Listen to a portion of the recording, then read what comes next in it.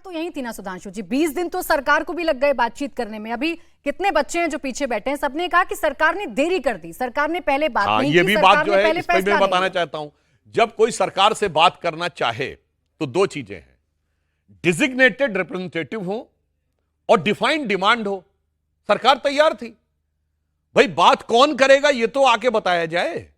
भाई जैसे हुजूम लेके आप आएंगे तो बात इससे नहीं होती। आप अपना, जैसे अब बाद में आंदोलनकारी छात्रों ने अपना संयोजक और प्रवक्ता चुना, उन्होंने कहा जी ये दो लोग हैं, हमने कहा आइए। बल्कि आप याद करिए, जब नड्डा जी और वो लोग मिले हैं उनसे पहले 11 बजे, तो क्या कहा उन्होंने कि ठीक है आप लोग आए, आपकी डिमांड क्या है?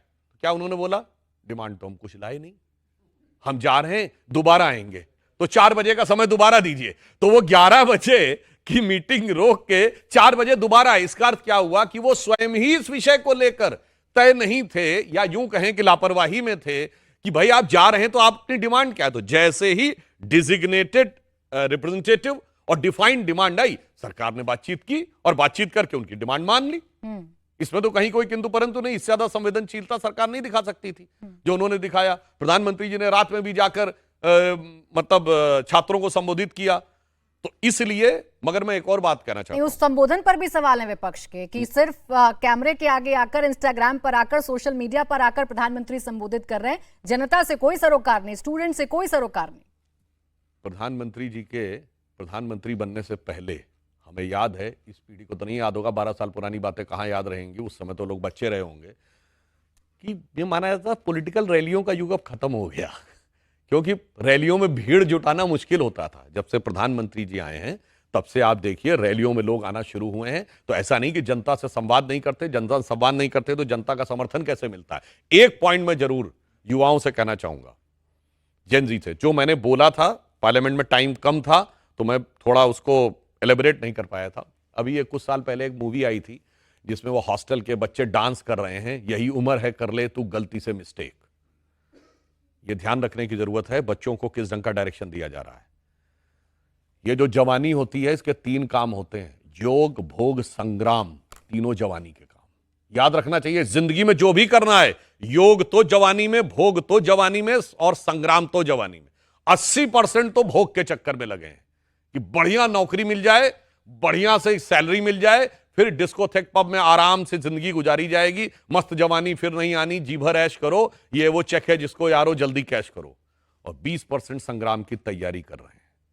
जब संग्राम की तैयारी करने वालों से भोग वालों का सामना होता है, टिक नहीं पाता। यूरोप में देख लो आंख उठाकर क्या हो रहा है, बमुश्किल 1% लोग योग कर रहे हैं। अब समझिए वो संग्राम सिर्फ सामने का नहीं है।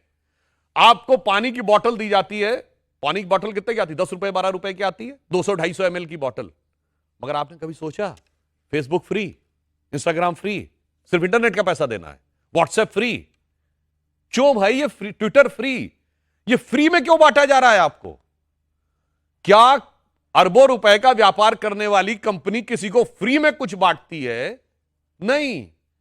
और ये तो वो सभ्यता है जहां ये कहावत है, there can never be a free lunch, if there is a free lunch there has to be poison in it. अब यह समझना चाहिए।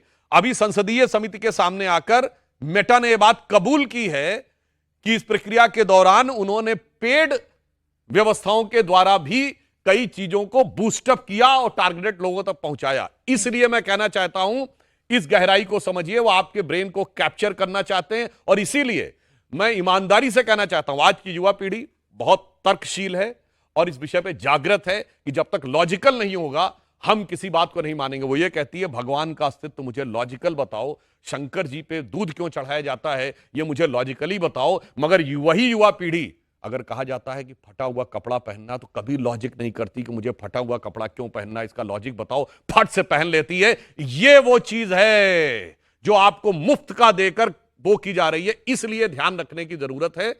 भविष्य में ये याद रखिए, जो बात आगे की तरफ है, बहुत आगे चुनौतियां भी हैं और एक एक चीज को सावधानी से जांच परख कर आगे बढ़ने की जरूरत है। जो मैंने बात बोली थी कि हम लोगों के जमाने की पिक्चर है 97 की, यस बॉस, जिसमें शाहरुख खान और जूही चावला थे। तो उसमें जूही चावला को लगता है कि मेरी तो बड़ी प्रमोशन हो रहा है, मेरा बॉस तो मेरे काम से खुश है, मैं तो उन्नति कर रहा हूं, जबकि उसे पता होता है कि वो उनके लिए ट्रैप है। तो गाना ना, जाता है तू कहां अरे बाबा जाता है तू कहां, तो उसमें एक लाइन है, खतरे ही खतरे हैं तेरे वास्ते, बड़े टेढ़े मेढ़े दुनिया के रास्ते, जाता है तू कहां। तो मुझे लगता है आज युवावस्था को बहुत ध्यान रखने की जरूरत है कि ये जो कुछ भी चल रहा है, जो कुछ दिखाई पड़ रहा है, उसको फेस वैल्यू मत दीजिए, पहले उसको क्रॉस चेक करिए, वेरीफाई करिए, लॉजिक से सोचिए, उसके बाद एक्सेप्ट करिए। अच्छा, आप ही की स्पीच में सुन रही थी राज्यसभा के अंदर, आप बेवफाई का भी जिक्र कर रहे थे। बेवफाई किसने कर दी और किसके साथ कर दी? देखिए, बेवफाई की जहां तक बात है, सबसे ज्यादा तो बेवफा वो लोग हैं जो इस देश के साथ, इस देश की जनता के साथ और देश के हितों के साथ बेवफाई करते हैं। और वो आज से नहीं करते आ रहे हैं, वो 50-60 सालों से करते चले आ रहे हैं। मगर आज के जमाने में तो वफा और बेवफा का तो मतलब ही नहीं रहा। आजकल की यंग जनरेशन को बहुत कहा जाता ना, साहब पहले वो प्रेम था फिर ब्रेकअप हो गया। तो याद रखना चाहिए, जो प्रेम होता वो ब्रेकअप नहीं होता, उसमें जो ब्रेकअप हो जाए वो प्रेम नहीं होता।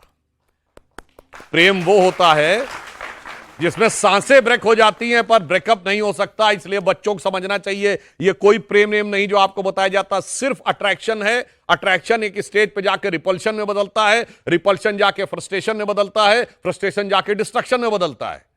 इसीलिए जो एक शेर है वसीम बरेलवी साहब का कि माना मुझे अपना हाल बयां करना नहीं आता, तुझे भी तो उसे एहसास करना नहीं आता। माना मुझे अपना हाल बयां करना नहीं आता, तुझे भी तो उसे एहसास करना नहीं आता। वो दिन गए जब मोहब्बत हुआ करती थी जान की बाजी, अब कोई बिछड़ जाए तो कोई मर नहीं जाता। बल्कि अब तो उल्टा है, मैं बच्चों से कह रहा हूं, ये पढ़ाई से इतर सोचिए। अब तो बिछड़ जाने के बाद मार के काट के टुकड़े टुकड़े करके सूटकेस से बंद कर देता है। बहुत ध्यान रखने की जरूरत है। पुराना गाना था ना, आंखों से जो उतरी है दिल में तस्वीर है एक अफसाने की, खुद ढूंढ रही है शम्मा जिसे, क्या बात है उस परवाने की। तो ये आंखों से उतर के अफसाना कब सीमेंट के ड्रम में पहुंच जाएगा पता नहीं लगता है। इसीलिए मैं कह रहा हूं, खतरे ही खतरे हैं तेरे वास्ते, बड़े टेढ़े मेढ़े दुनिया के रास्ते। इसीलिए बहुत सावधान रह के चलने की जरूरत है। भाई जेन ज़ी